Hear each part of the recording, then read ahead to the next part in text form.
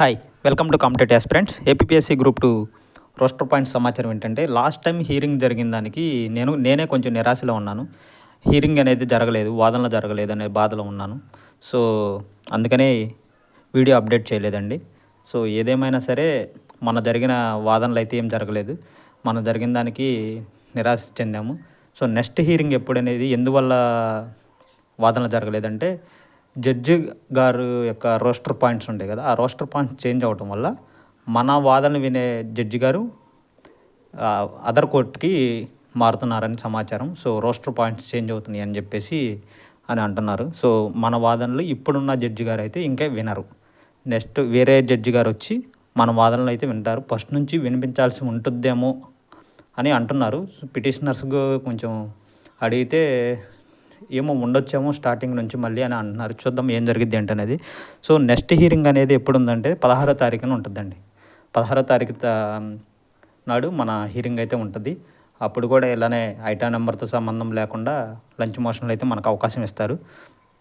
ఇదండి రేపు 16వ తారీఖున, రేపంటే 16వ తారీఖున మనకి హీరింగ్ ఉందండి. సో ఎవరు నిరాశ చెందమాకండి. కొంచెం సక్సెస్ అనేది లేటుగా వచ్చినా తీయగానే ఉంటుంది కాబట్టి సో ఎవరు నిరాశ చెందాల్సిన పని లేదు. సో ప్రతి ఒక్క అభ్యర్థి ఏదో ఒకటి జరిగితే బాగుండని ఎదురు చూస్తున్నారు. సో నిరుద్యోగులకు అనుకూలంగా రోస్టర్ పాయింట్స్లో మిస్టేక్స్ ఉంటే రీనోటిఫికేషన్ కానీ రీమెయిన్స్ కానీ మిస్టేక్స్ లేకపోతే ఇప్పుడున్న వాళ్ళకి సిపిటీకి ఎలిజిబుల్ అయిన వాళ్ళు ఫైనల్ మెరిట్ వాళ్ళు కూడా సర్వీస్లో ఉంటే సంతోషమే, ఎవరికి ఇబ్బంది ఏమి ఉండదు. సో ప్రతి ఒక్కరూ మన ఛానల్ని నచ్చినట్లయితే సబ్స్క్రైబ్ చేసుకుని వీడియోని లైక్ చేయండి అండి. అయితే నెక్స్ట్ అప్డేట్ ఏంటంటే మన నిరుద్యోగులే ఈరోజు సీఎం గారి నివాసం దగ్గరికి వెళ్ళి వినతిపత్రం ఇవ్వాలి అని అనుకుంటున్నారు. సో సీఎం గారు దేవుడి దయ వల్ల మనకేమన్నా న్యాయం చేయగలిగితే మంచిదే. సో సీఎం గారికి వినతిపత్రం అందజేయాలని కోరుకుంటున్నారు మన అభ్యర్థులు. సో దాన్ని కూడా దేవుడి దయ వల్ల అపాయింట్మెంట్ ఏమి లేదంటున్నారు.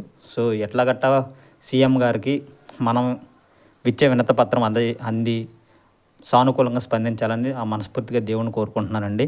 సో ఏదో ఒకట నిరుద్యోగులకు మంచి జరగాలని మనస్ఫూర్తిగా కోరుకుంటున్నాను.